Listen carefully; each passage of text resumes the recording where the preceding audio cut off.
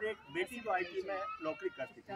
3 लोग साथ में रहते थे। एक समय क्या हुआ कि उनकी पत्नी की बहन, बड़ी बहन आ रही थी, तो उन्होंने अपने हस्बैंड से कहा कि आप जाके उनको ले आइए। तो उन्होंने बहुत जोर से डांटा और चिल्लाया कि मैं नहीं जाऊंगा तुम्हारी बहन को लेने के लिए, ये नाटक मुझे नहीं चलेगा, मुझे तुम्हारी बहन यहाँ बिल्कुल पसंद नहीं है, वो नहीं आएगी। और उन्होंने 4 बातें उसको सुनाई, वो सीधी साधी सुन ली। थोड़े दिन बाद क्या हुआ कि वो बहन का लड़का आया, तो वो बेटी ने, जो बेटी थी उसने कहा कि भैया आओ बैठो। वो जो खन्ना साहब थे वो घर से बाहर गए हुए। जैसे ही वो घर में आए, उनने उस लड़के को देखा और फिर वो अपनी बेटी को बुलाया कमरे में और बोला कि ये आया क्यों यहाँ पे, ये किससे पूछ के आया मेरे घर में, जब मैंने मना किया था कि तुम्हारे परिवार का कोई भी आदमी नहीं आएगा। 30 साल पहले उन्होंने मेरी बेइज्जती की थी, ये क्यों आया मेरे घर में, भगाए उसको। और उस बेटे ने सुन लिया, वो उठ के जाने लगा। तो लड़की का भैया बैठो बैठो, पापा नाराज हो रही है। बोले नहीं मैं तो नहीं बैठूंगा, मैं जा रहा हूँ। अब देखिए उसके आगे क्लाइमैक्स। अब लड़की ने क्या कहा दूसरे दिन, मतलब वो बेटी जो IT में पढ़ती थी, उसने अपने मम्मी से कहा कि आपको मैं कार चलाना सिखा रही हूँ, आप मेरे साथ शाम को 5 बजे नीचे आइए, मेरे साथ चलिए। बोले ठीक है। उसी समय उसने पिताजी से कहा कि अपने को बैंक चलना है, आज शाम को 5 बजे आइए नीचे। ठीक है। वो बेटी और उसकी मम्मी नीचे आ गए। बेटी को मम्मी को उन्होंने ड्राइविंग सीट पर बिठा दिया और लड़की बाजू बैठ।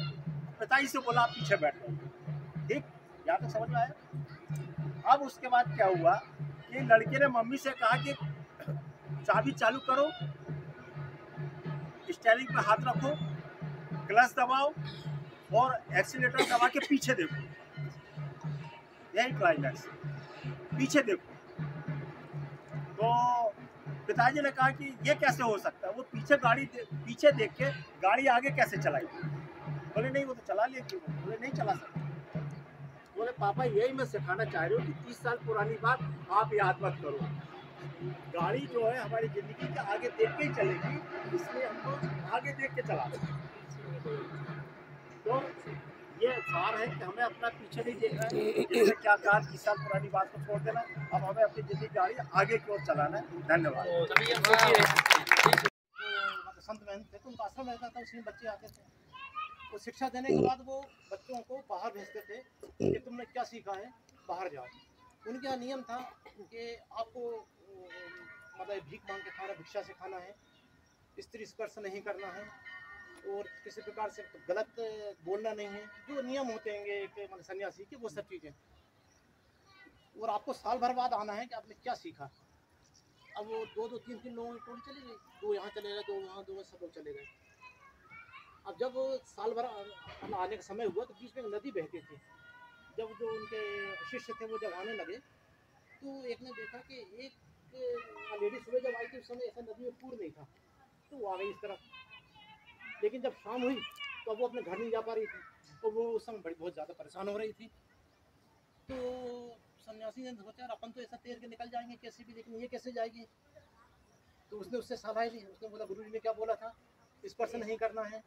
तुम भूल गए गुरुजी की बात, इतना सब कुछ तुमने पालन किया लेकिन तुम गुरुजी को ठीक से तुमने किया नहीं। उसने कहा मदद की थी, उसने मदद करना ठीक है लेकिन गुरुजी के शब्द को इधर से उधर नहीं करना। जब उसने देखा कि बहुत ज़्यादा हो जाएगा और ये जा नहीं पाएगी तो उसने उसको कंधे पर उठाया, वो लेकर नदी के उस पार छोड़ दिया।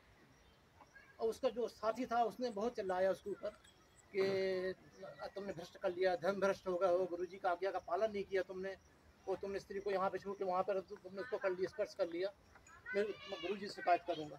अब आए हम गुरुजी के पास गए। गुरुजी ने पूछा तुम लोग की कैसी रही 1 साल की। उन सब बहुत अच्छा किया, बहुत अच्छे से हम लोगों ने किया, लेकिन ये आके यहाँ पर आके फेल हो गया। इसने आपका जो कथन था, जो नियम था, नियम भी तोड़ दिया, आपका कहना भी नहीं मानने का। क्या हुआ, उनका नदी में हम लोग आ रहे थे, वो स्त्री को उठा के यहाँ पे आ गए, इसने स्त्री को स्पर्श किया और आपकी जो बात थी वो इसने तोड़ दी। उनका तुमने ऐसा क्यों किया। उन्होंने बताया, उसने बोला कि वो वहाँ से आना था, उसको घर आना था, उसके बच्चे परिवार यहीं पर था। और महाराज मैंने तो उसको मतलब नदी के इस किनारे से उठाया था और उस किनारे पे छोड़ दिया। ये तो अभी तक लेके चल रहा है। हमको भी बहुत बड़ी हमको कोई चीज़ साथ में लेके नहीं चलना।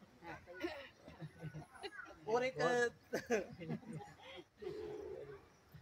ये सब चीजें, और दूसरा जो आप बोल रहे थे कि हम कहेंगे, उसमें एक चीज और है कि अपनी खुशियों की चाबी आप किसी दूसरों को ना दें, अपने पास रखिए। कि किसी ने अच्छा बोला तो आप दुखी हो गए, किसी ने तारीफ कर ली आप प्रसन्न हो गए। ये सब चीजें आप अपने पास रखिए, दूसरों को मत दो ये चीजें। धन्यवाद। अब इसके बाद क्या चीज है जो खास के आसपास होता है वो आम होकर भी खास होता है। क्या बात है। तो मुझको तोला ना जाए सिक्कों से, हल्के पहन का एहसास होता है। अंधेरा चाहे जितना गहरा हो, एक छोटा सा दीपक काफी है। अंधेरा चाहे जितना गहरा हो, लेकिन एक छोटा सा दीपक काफी है। उम्मीदें टूट ही नहीं आती, छुप जाती हैं। अगर आज का दिन बुरा है तो कल अच्छा आएगा। यदि आज का दिन बुरा है तो कल अच्छा ही आएगा। बस खुद पर यकीन रखना, बस खुद पर यकीन रखना। हर रात के बाद सवेरा जरूर आएगा। धीरे धीरे मेरी बेटियां मेरी माँ बनती जा रही हैं। धीरे धीरे मेरी बेटियां मेरी माँ बनती जा रही है। जब हमारी उम्र हो जाती है और जब हमारी बेटियां बड़ी हो जाती है तो वो हमको सीख देने लगती है ना। तो धीरे धीरे मेरी बेटियां मेरी माँ बनती जा रही हैं। अब तक मैंने देखभाल की, संभाला उनको, अब वे बड़े प्यार से मुझे संभाल रही है।